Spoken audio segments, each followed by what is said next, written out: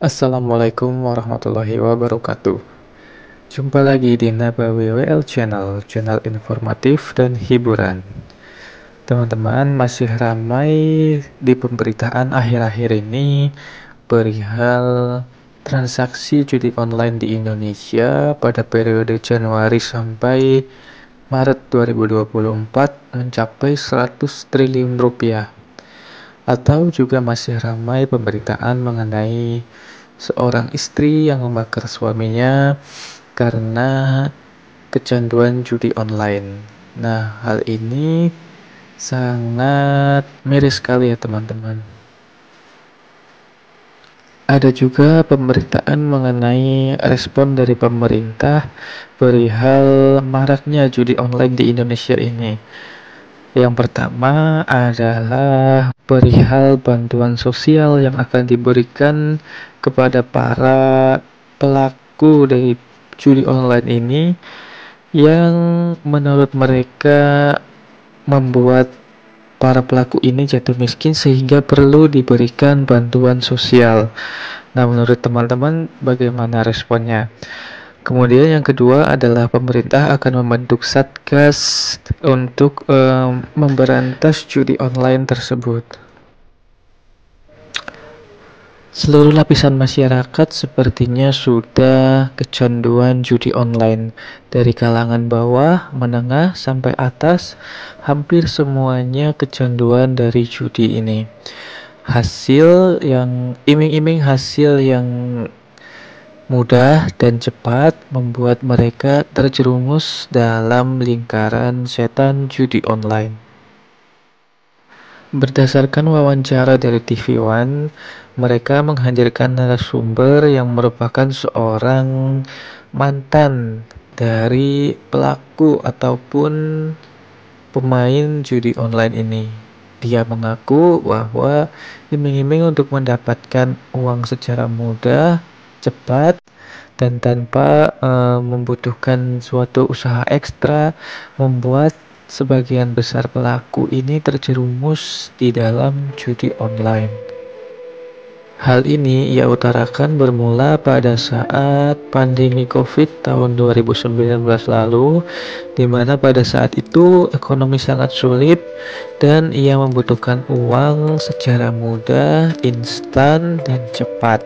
Tanpa melakukan pekerjaan ekstra, cukup duduk dengan memainkan gadget ataupun komputer, mereka bisa menghasilkan uang.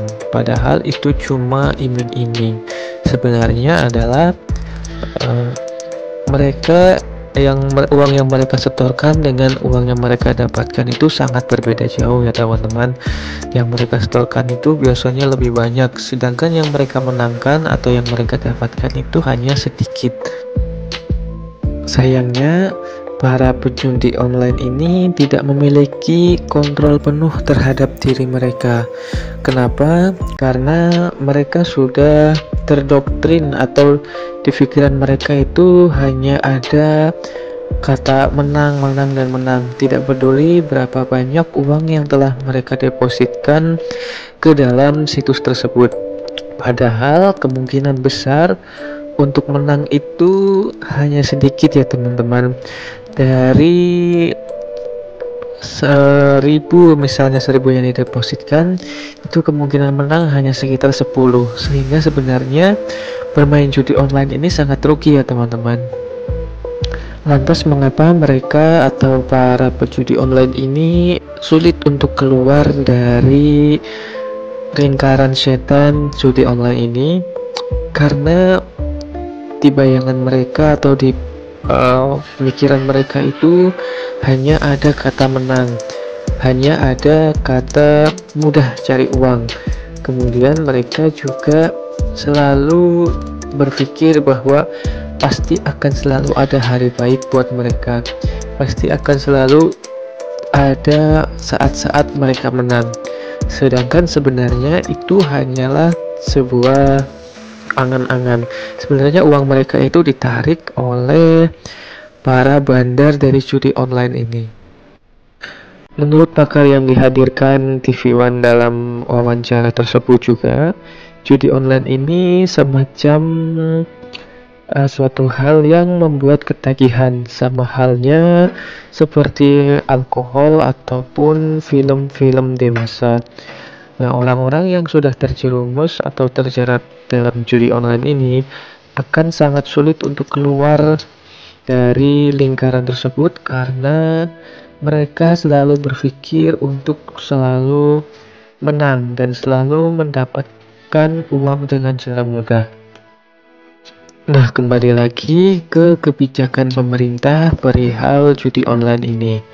Yang pertama adalah perihal bantuan sosial yang akan diberikan kepada para pelaku judi online yang menurutnya jatuh miskin karena menjadi korban judi online.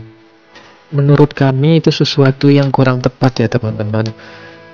Masih banyak yang membutuhkan bantuan ini, yang benar-benar membutuhkan bantuan ini, masyarakat yang benar-benar sangat sulit untuk makan setiap hari susah, untuk sekolah susah, ini malah akan memberikan bantuan kepada para penjudi.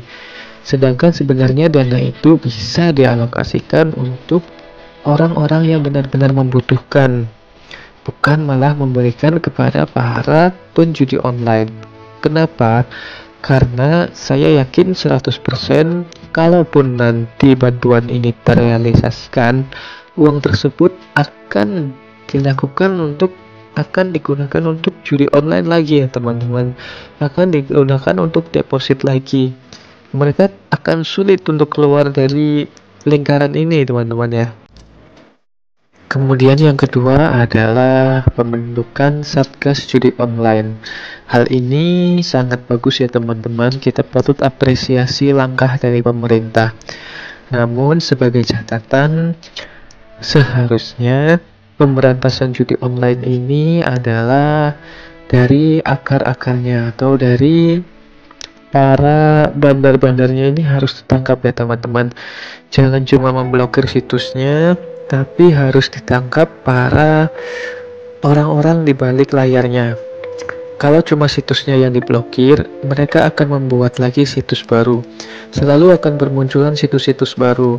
Banyak sekali situs-situs baru, situs-situs judi online. Karena memang untuk membuat domain judi online ini cukup mudah ya teman-teman. Mereka memiliki ahli di bidangnya. Nah, peran kita semua adalah yang pertama, tidak ikut-ikutan dalam atau tidak menjadi pelaku judi online. Kemudian yang kedua adalah mencegah orang-orang terdekat kita menjadi pelaku atau korban judi online. Semoga videonya bermanfaat teman-teman. Wassalamualaikum warahmatullahi wabarakatuh.